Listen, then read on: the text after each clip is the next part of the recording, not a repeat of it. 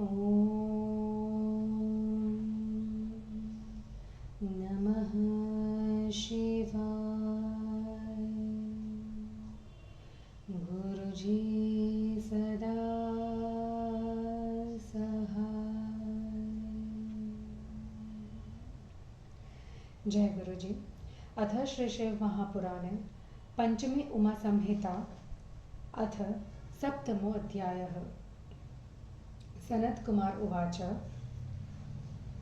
अथ पापेर्नरा यान्ति यमलोकं चतुर्विधे सन्त्रासजननं घोरं विवशा सर्वदेहिनः गर्भस्थैर्जयिमानैष्व बालैस्तरुणमध्यमे स्त्रीपुंनपुंसकैर्जीवैर्घ्नर्तिव्यं सर्वजन्तुषु शुभाशुभफलं चात्र देहिनां संविचार्यते चित्रगुप्तादिभिः सर्वैर्वसिष्ठप्रमुखैस्तथा न केचित् प्राणिनः सन्ति येन यान्ति यमक्षयम् अवश्यं हि कृतं कर्म भोक्तव्यं तद्विचार्यताम् तत्र ये शुभकर्माणः सौम्यचित्ता यदान्विताः ते नरा यान्ति सौम्येन पूर्वयमनिकेतनं ये पुनः पापकर्माणः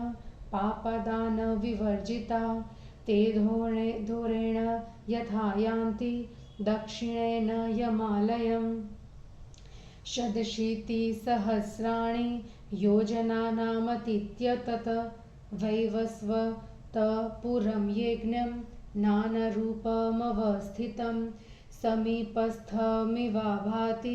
नराणां पुण्यकर्मणां पापिनामधिदूरस्थं यथा रौद्रेण गच्छतां तीक्ष्णकण्टकयुक्तेन शर्कराविचितेन च क्षुरधारनिभैस्तीक्ष्णे पाषाणैरचितेन च क्वचित् पक्केन महता जलौकाभिच्छ सत्कुले लोहसूचिनिभैर्दर्भे सम्पन्नेन पथा क्वचित् तटप्रायातिविषमे पर्वतैर्वृक्षसत्कुले प्रतप्तागरयुक्तेन यान्ति मार्गेण दुःखिता कचिद्विषमगतैर्श्व कचिल्लोष्टेषु दुष्करे सुतप्तबालुकाभिश्च तथा तीक्ष्णे च शकुभिः अनेकशाखाविततैर्वाप्तं वंशवने कचित् कष्टेन तमसा मार्गे नानलम्बेन कुत्रचित् यः शृङ्गाटकेस्तीक्ष्णे कचिद्वा वाग्निना पुनः कचित्तपशिलाभिश्च कचिद्वायाप्तमं हिमेन च क्वचिद्वालुकया व्याप्ता माकण्ठान्तप्रवेशया कचिद्दुष्टाम्बुना व्याप्तं कचिच्चकरिष्याग्निना कचित् सिंहैर्वृकैर्व्याघ्रैर्मशकैश्व सुदारुणे कचिन्महाजलोलाभिः कचिच्चाजगरैस्तथा मक्षिकाम्भीश्वरौद्राभिः कचित् सर्पैर्विशोल्बणे मतमातङ्गयुष्टैश्च बलोन्मतैः प्रमाथिभिः पन्थानमुल्लिखद्विच्व सुकरैस्तीक्ष्णं ध्वंष्ट्रिभिः तीक्ष्णशृङ्गेष्वमहिषे सर्वभूतेष्वश्वापदे डाकिनीभिश्वरौद्राभिर्विकरालैश्च राक्षसे व्याधिभिश्वमहाघोरे पीडयमानव्रजन्तिः महाधूलिविमिश्रेण महाचण्डेन वायुना महापाषाणवर्षेण हन्यमाना निराश्रया कचिद्विद्युत्प्रपातेन ह्यदमाना व्रजन्ति च महता बाणवर्षेण विद्यमानाश्व सर्वतः पतद्विवज्रपातेष्व उल्कापातेष्व दारुणे प्रदीप्ताङ्गारवर्षेण हृद्यमानाश्व सन्तिः महतापांसुवर्षेण पूर्यमाणा रुदन्ति च महामेघरवैद्रोस्त्रस्यन्ते च मुहुर्मुहुर्निशीतायुधवर्षेण विद्यमानाश्व सर्वतः महाक्षाराम्बुधाराभिः सिच्यमाना व्रजन्ति च महाशीतेन मरुण रुक्षेण परुषेण च समन्ताद्वाद्यमानाश्व शुष्यन्ते सत्कुचन्ति च इत्थमार्गेण रौद्रेण पाथेयरहितेन च निरालम्बेन दुर्गेण निर्जलेन समन्ततः विषमेणैव महता निर्जनापाश्रयेण च तमोरूपेण कष्टेन सर्वदुष्टाश्रयेण च नियन्ते देहिनः सर्वे ये मूढा पापकर्मिणः यमदूतैर्महाघोरैस्तदाज्ञाकारिभिर्बलात् एकाकिनः पराधीना मित्रबन्धुविवर्जिताः शोचन्तः स्वानि कर्माणि रुदन्तश्च मुहुर्मुहुः प्रेता भूत्वा विवस्त्राश्व शुष्ककण्ठोष्ठतालुका असौम्या भयभीताश्व हृदयमाना क्षुधान्विता बद्ध्वा शृङ्खलया केचिद् उत्तानपादकानरा कृष्यन्ते कृष्यमाणाश्व यमदूतैर्बलोत्कटे उरसाधो मुखाक्षान्ये दृश्यमाणा सुदुःखिता केशपाशनिबन्धेन सत्कृष्यन्ते च रज्जुना ललाटे चाकुशेनान्ये भिन्नदुष्यन्ति देहिनः उत्ताना कण्ठकपथा कचिद्दद्गारवर्त्मना पञ्चद्बाहुनिबद्धाश्च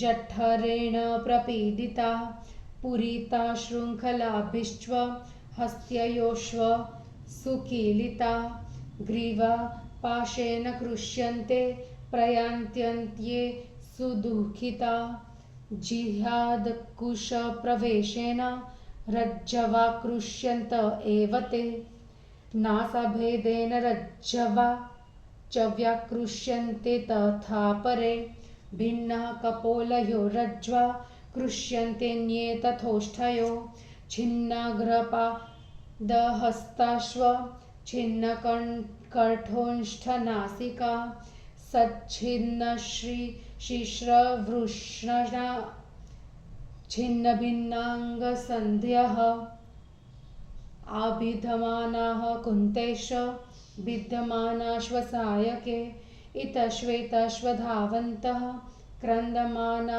निराशरा मुद्ररेलो हृदण्डेष्व हन्यमाना मुहुर्मुहुः कण्ठकैर्विविधैर्धौर्यैर्ज्वलन्नार्क समप्रभे बिन्दिपालैर्विभिन्दन्ते स्रवन्तः पूयशोणितम शकृता कृमिदिग्वश नियन्ते विवशानरा याचमानाश्वसलिलं मन्नं वापि बुभुक्षिता छायां प्रार्थयमानाश्व शितार्ताश्वालनं पुनः दानहीना प्रयान्त्येवं प्रार्थयन्तः सुखं नरा गृहीतदानधा पाथेया सुखं यान्ति यमालयम् एवं न्यायेन कष्टेन प्राप्तः प्रेतपुरं यदा प्रज्ञापितास्ततो दूतैर्निवेश्यन्ते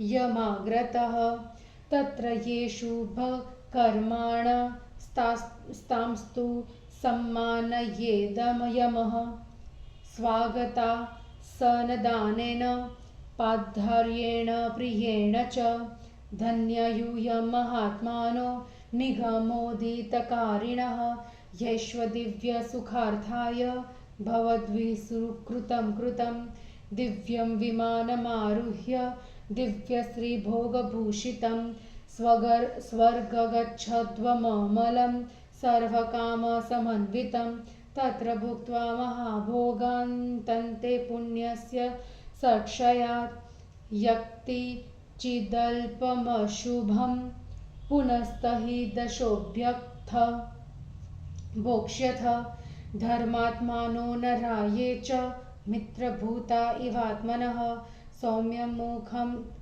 प्रपश्यन्ति धर्मराजानमेव च ये पुनः क्रूरकर्माण अस्ते पश्यन्ति भयानकं दंष्ट्राकरालवदनं भ्रूकुटिकुटिलेक्षणम् ऊर्ध्वकेशं महाश्मश्रुमूर्ध्वप्रफुरिताधरम् अष्टादशभुजं क्रुद्धं नीलाञ्जनचयोपमं सर्वयुद्धोद्वतकरं सर्वदण्डेन तर्जयन् महामहिषमारूढं दीप्ताग्निसमलोचनं रक्तमाल्याम्बरधरं महामेरुमिवोच्छ्रितं प्रलयाम्बुदनिर्शोधं निर्दोषं पिबन्निव महोदधिं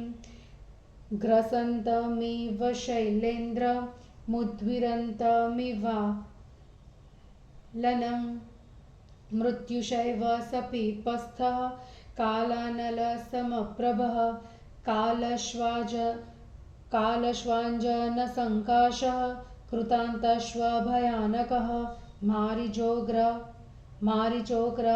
चोग्र महामारी कालरात्रिष्वदारुणा विविधा व्याधयः कुष्ठा नानारूपा भयावहा शक्तिशूलादकुशधरः पाशचक्रासिपाणयः वज्रतुण्डधरा रौद्रः क्षुरतुणधनुर्ध्वरः नानायुधधरा सर्वे महावीरा भयङ्करः असख्याता महावीरः कालाञ्जनसमप्रभाः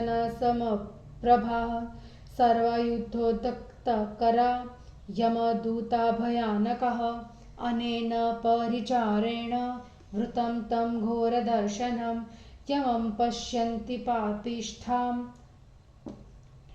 श्वित्रगुप्तं च भीषणं निर्भर्स्यति चात्यन्तं यमस्तान्पापकर्मणः चित्रगाप्तश्व भगवान् धर्मवाक्ये प्रबोधयेत।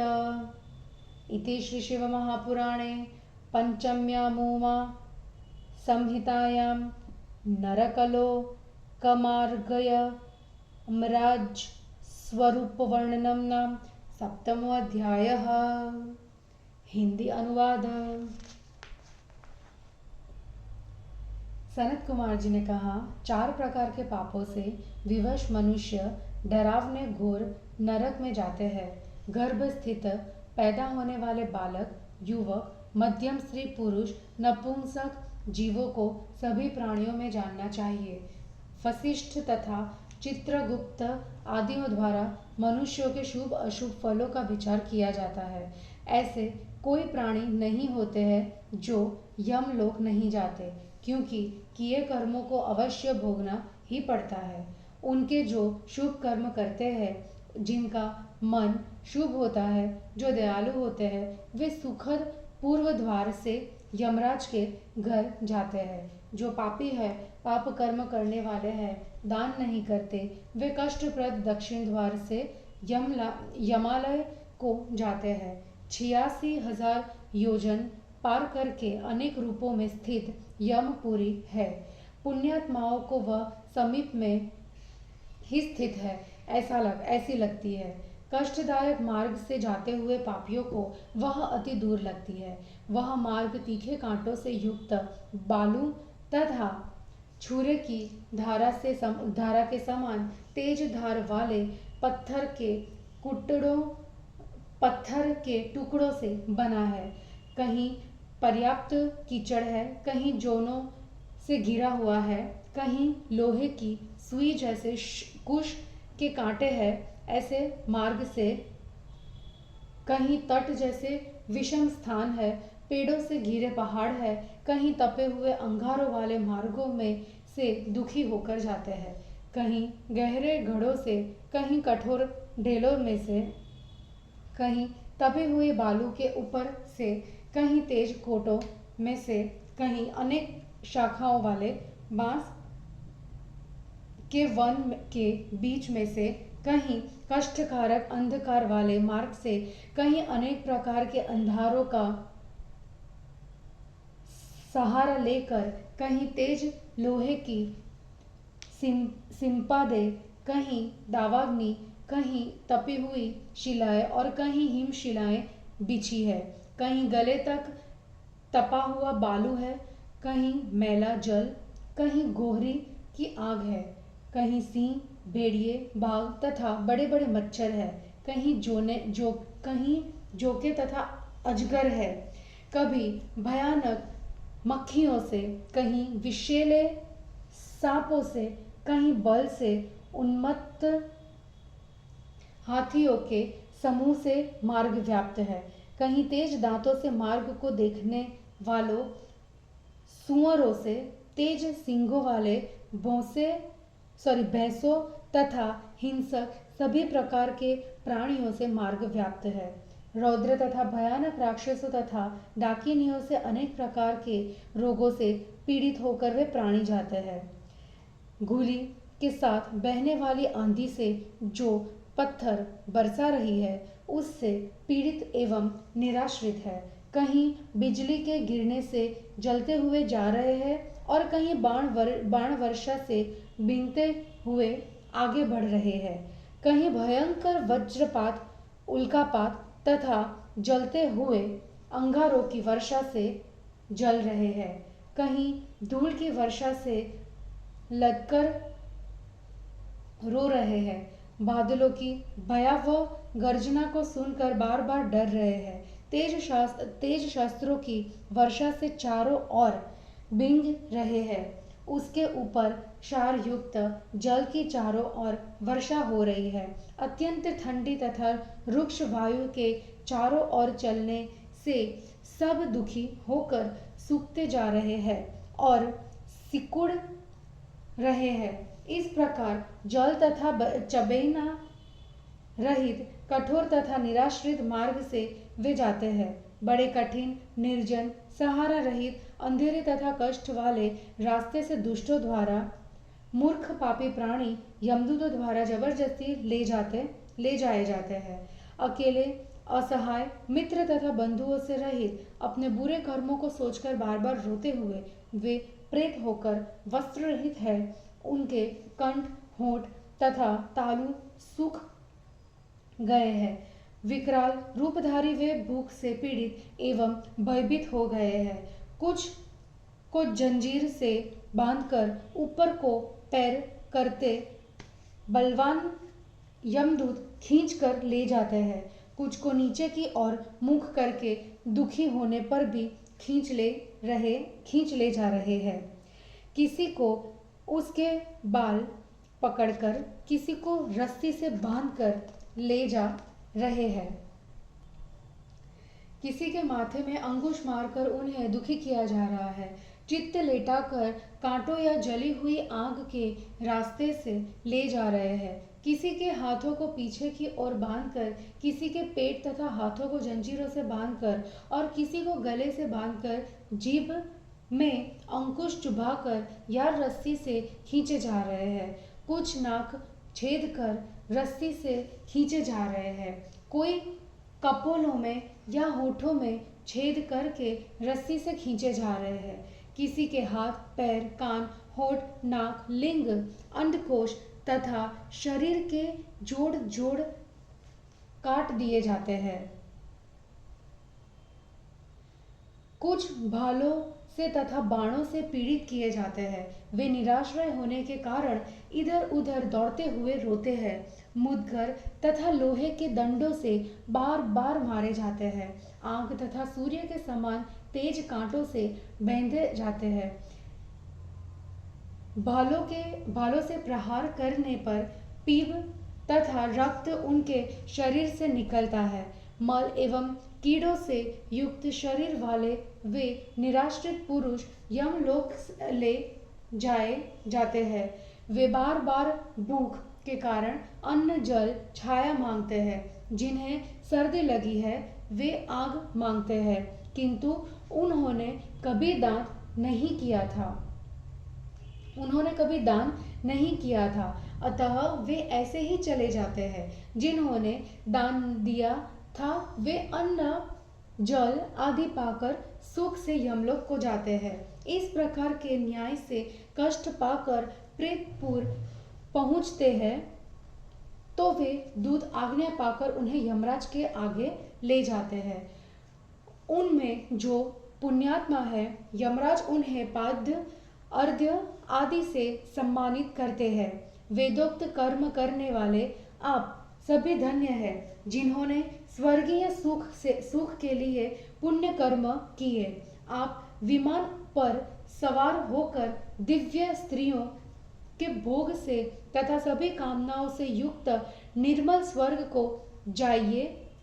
वहाँ महान भोगों को भोग कर बाद में पुण्यों के समाप्त होने पर जो कुछ पाप होंगे उन्हें यह भोगेंगे। धर्मात्मा पुरुष के अपने मित्र होते हैं, अतः वे धर्मराज को देखकर उत्तम सुखों का भोग करते हैं। जो नीच कर्म किए रहते हैं वे भयानक दाढ़ों वाले, टेढ़ी भौं और आंखों वाले, ऊपर के केशों वाले, बड़ी मूछों वाले, पकड़ते होठों वाले, 18 भुजाओं वाले, कुपित तथा काले पहाड़ जैसे सभी आयुधों को हाथ में लिए, सभी दंड से डांटते हुए, बहुत बड़े भैंसे पर बैठे हुए, जलती हुई आग जैसी आंखों वाले, लाल माला और वस्त्रों को धारण किए हुए, मेरु पर्वत के समान ऊंचे, प्रलय काल के मेघ के समान शब्द करते हुए मानो समुद्र को पी जा रहे हो, पहाड़ को निगल जा रहे हो, आग को उगल रहे हो तथा प्रलय काल की अग्नि के समान मृत्यु जिनके समीप बैठा है। काले अंजन जैसा भयानक यमराज मारी, उग्र महामारी, काल रात्रि आदि भयंकर अनेक प्रकार के भयावने कुष्ठ आदि रोग, शक्ति, शूल, अंकुश, पाश, चक्र, तलवार हाथ में लिए, कठोर मुंह वाले, भयानक छुरी, धनुष, तरकस तथा अनेक प्रकार के आयुध धारण किए हुए भयंकर महावीर, काले सुरमा की आकृति वाले भयानक यमदूत अनगिनत आयुधों को हाथ में लिए वहां है। इस प्रकार अपने परिचारकों से घिरे हुए भयानक दर्शन वाले उस यमराज तथा चित्रगुप्त को पापी लोग देखते हैं। वह यमराज उन पापियों को झिड़कता है और भगवान चित्रगुप्त धर्मयुक्त वाक्यों से समझाते हैं।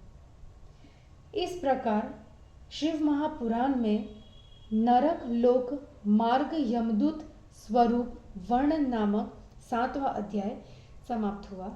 जय गुरु जी।